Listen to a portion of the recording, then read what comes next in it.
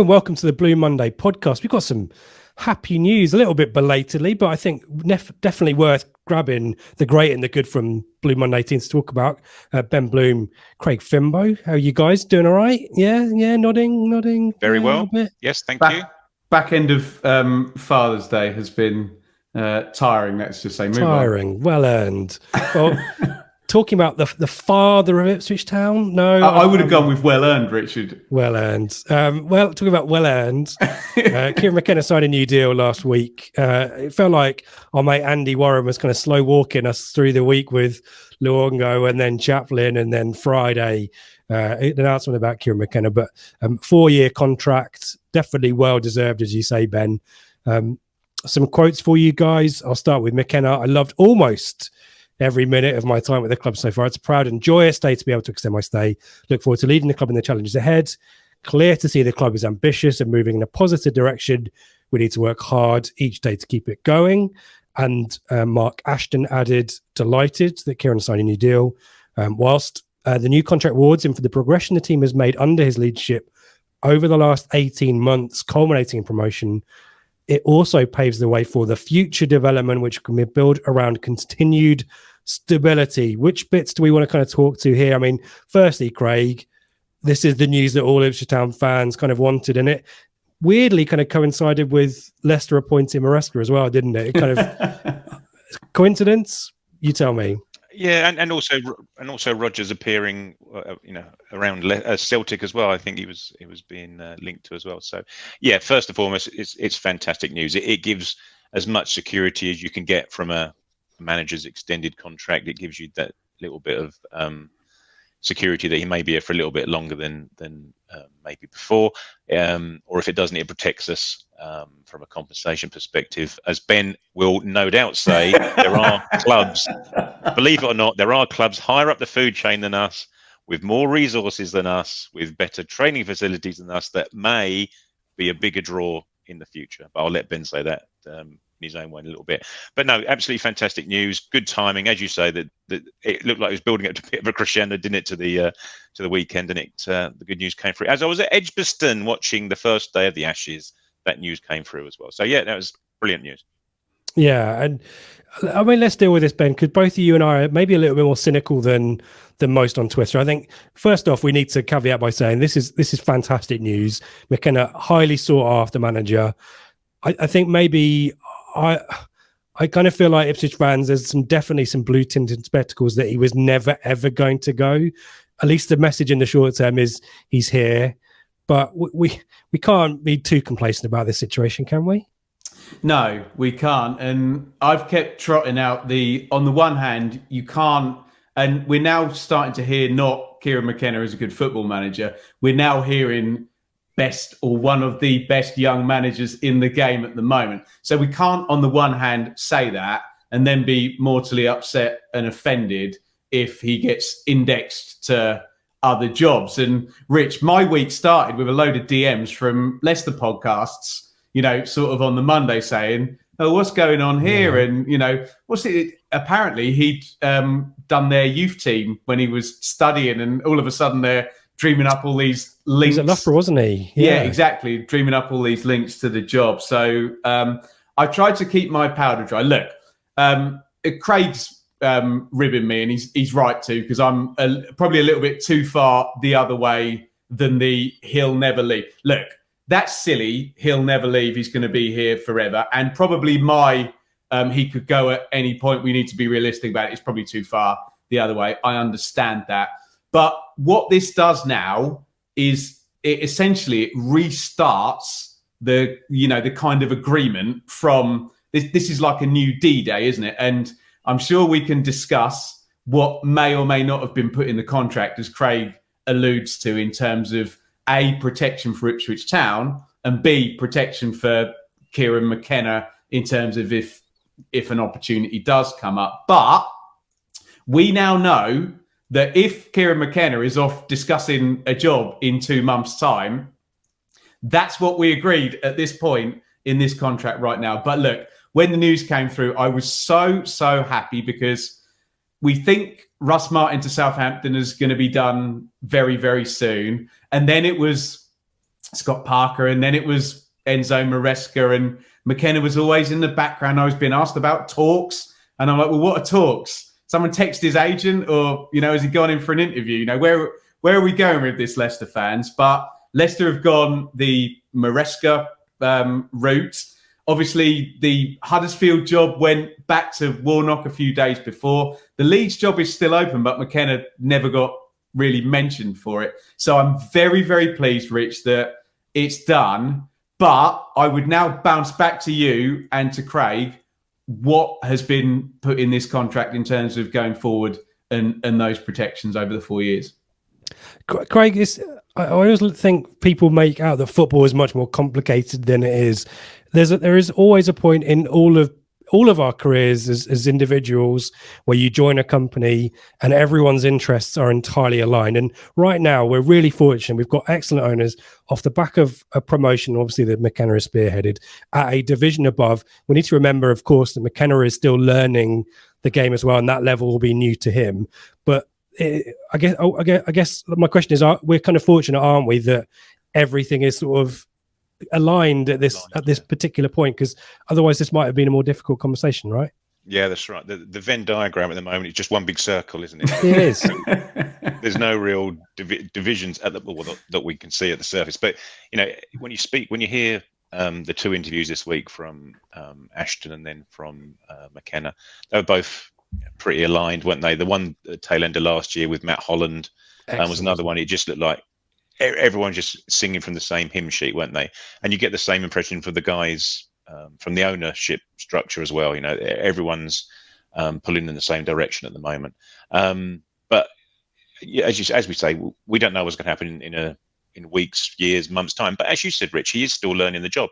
He hasn't actually won anything yet. He's got a promotion from League One, but albeit with, you can't even argue, with very favourable terms and behind the scene backing more so than the guy that finished above him in the league. So, but what you know damn well is that every CEO and owner of clubs currently above us in the league structure will see the style of play, the recruitment, how he's making players better, whether that be defenders like Luke Wolfenden and Cameron Burgess, or even striking options like Caden Jackson, who's got better under his watch, haven't they? Not only is he part of a recruitment process and team that are bringing in good players on a certain trajectory, he's also making the players that he wasn't a part of bringing into the club, who were already here, he's part of making them better, and that won't be going unnoticed elsewhere either. So he's, at the moment, he looks like he may well be a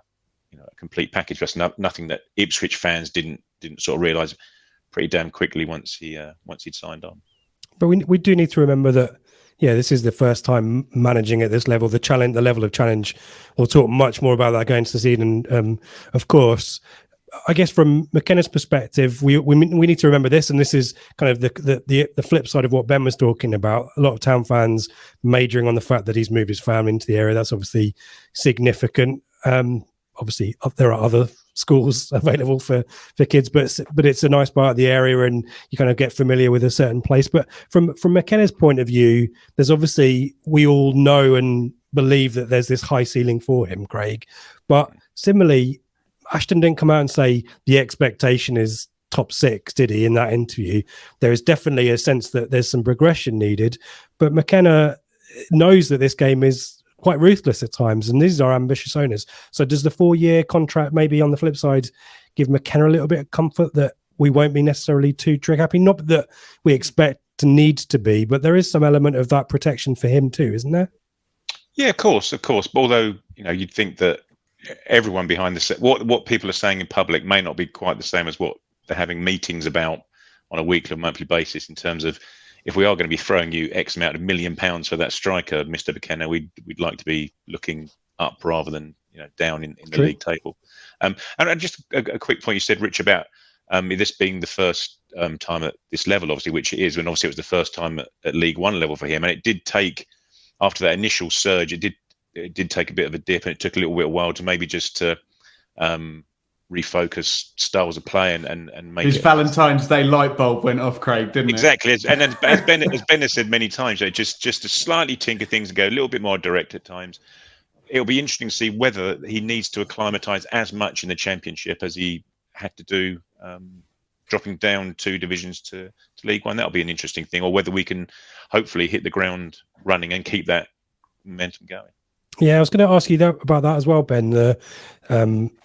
Your expectations. I know I said we'll come back to it, and obviously as the build up of the season, folks, do subscribe, do stick around. We'll have plenty of insight and getting everyone's IQ back on the Championship, having been away for 4 years. But it'd be interesting to get your thoughts on where you see the style of play that you see in League One, maybe a bit more of the pragmatism that came in. Also, I just want to get your thoughts as well, Ben. Second question on other, where does McKenna kind of rank at the moment as well? Because obviously the Swansea job's up for grabs. Schumacher was linked with that. Mike Duff has gone hard in on the betting today, hasn't he? Yeah, which would probably be my favourite change of style from one manager to the next in EFL history, I think. But sorry, carry on. But no. So the question is kind of, we know that in theory McKenna's got a massively high ceiling. I'd argue maybe higher than the names we've just mentioned. But who are his contemporaries at the moment? It's difficult, I think. And Nick Ames, a friend of the pod, kind of said the best young manager, I think, in England. I think he said. And Nick knows what he's talking about. But that does, that's maybe the bar that's been set here. Talk to us about, anyway, evolving to the Championship, how big a stretch that will be, and where do you see him ranking in terms of the calibre of managers in the tier above? Well, the context is just absolutely massive. The 2 things I would allude to are, one, and you guys can tell me, before we get to the January window, let me go at 7. Higher or lower, 7 managers will have been sacked in the Championship by the time we get to the January window. And if you said to me higher, I probably wouldn't be able to. It will happen. And there are 5 parachute teams as well. And at least one of those, let's be honest, it will happen. I don't know who it will be at. It'll sack the manager before, and that job will come up. So we're kind of there. The other thing as well, this moves very, very quickly. All of a sudden, if, for example, and Craig's already alluded to our friend Mr. Schumacher, who did an amazing job at Plymouth last year. What happens if, don't shoot me Ipswich fans here, what happens if on October the 1st, Plymouth are 7th, and Ipswich are 23rd. Who's the best young manager in the country then? It's all changed, hasn't it? Yeah. And everybody is indexing. What happens if Enzo Maresca is the new Vincent Kompany and Leicester have got 50 points by early December or something like that? So this is a very elaborate way of me dodging your question, Rich. The context in the Championship, we look at the October international break as like a massive graveyard. We know someone's getting sacked in that, they're going to be in the bottom 6. So the context is going to be what it's going to be. I think if McKenna is anywhere in the top half, his stock rises. And the problem is, if he's in the bottom 6, it's binary. It then goes completely the other direction, and it's is he up to Championship level? As you pointed out, Rich, he's proven himself to be a quick learner, hasn't he? And adjusted well, and he'll have to adjust again to the Championship. And Ipswich fans will have to adjust as well to the fact that there are those teams with that massive broadcast advantage that we won't mention the P word, that it's hard to compete with. You just have to have your pattern of play bang on line. You have to be in good form. You might beat them, but if they're at it, you're fishing in a different pond there, aren't you? So what you're saying is it's too difficult to call, Rich. Ask me in October, and I think, to be fair, I think that's going to be the case, isn't it? There is going to be a little bit of figuring out. I mean, wouldn't it be great if with the next Southampton and, dare I say, Norwich that does the double bubble promotion, we all hope for that. But yeah, we shouldn't get too ahead of ourselves, Craig. What would be a good, if we're talking kind of the first international break, October or after September? That'd be the second one in October. There's an October one, isn't there, that we now get back? Where would you be looking? And I guess from trying to get your heads inside Mark Ashton and the ownership's head, where would be good come May as well? Oh, bloody hell, Spurs. We haven't made a signing yet.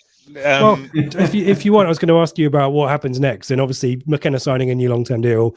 Players want to play for McKenna. The noises out of the club are so positive from the players. So this can only help, right? Yeah, that's right. You've seen interviews in the last week, haven't you? Today, Sam Morsey coming out and saying that McKenna's going to be a Premier League manager one way or another.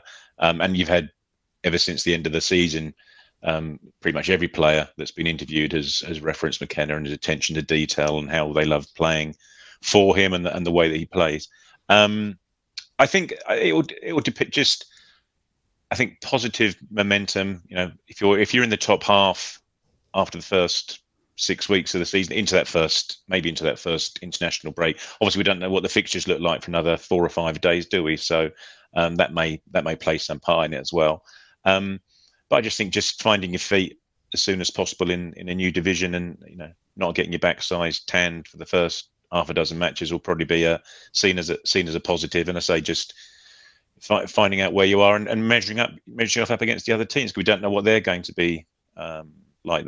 The parachute payment teams, as Ben has spoken about, we don't know what they're going to look like from a squad perspective once they've started to look at the financials and work out who is. Craig, we're expecting possibly 50 million plus to be going in for Ward-Prowse, Barnes and Maddison at two of them. Leeds ownership is changing very, very soon as well. But they don't all get it right, do they? No, absolutely. That's quite interesting, actually, is the ownership point, is that McKenna's not an idiot. And as we've said on here many times before, you pick your owners, don't you? And he's in a position currently that he can pick an owner. Just because a club's got a lot of money, Leicester City may have a lot of money very soon, but if they're a basket case behind the scenes, as Nathan Jones has sort of found out, you might leave the Championship to go a division above, but it doesn't always work, and find yourself out a job as quickly as you move, really. Yeah, good stuff. Thank you, guys. Well, in the comments, give us your thoughts on where mid-October, your par score for. Rich, can I ask a question to you two and to the comments as well? Yeah. There's been a number put in this contract, hasn't there, for a Premier League team or a Championship team?